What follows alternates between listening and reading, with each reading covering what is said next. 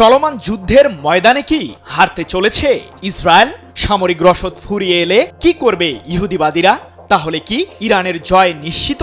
কারণ ইরানের ছোড়া মিসাইল ও আত্মঘাতী ড্রোন হামলাকে ঠেকাতে বেশ হিমশিম অবস্থায় পড়েছে ইসরায়েল। এদিকে ইহুদিবাদীদের সামরিক বহরে থাকা এয়ার ডিফেন্স সিস্টেমগুলো ফুরিয়ে আসছে বলে আন্তর্জাতিক সংবাদ মাধ্যমের প্রতিবেদনে দাবি করা হয়েছে।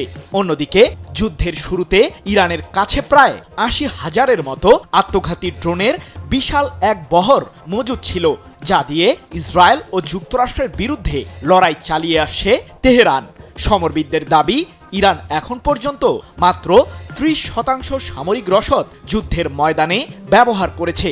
ইরানের সমর্থনে চলমান যুদ্ধে যোগ দিয়েছে ইয়েমেনের হুথি বিদ্রোহীরাও।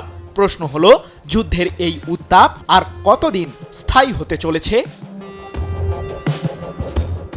টানা ১ মাসেরও বেশি সময় ধরে চলছে ইরানের বিরুদ্ধে যুক্তরাষ্ট্র ইসরায়েলের সম্মিলিত আগ্রাসন।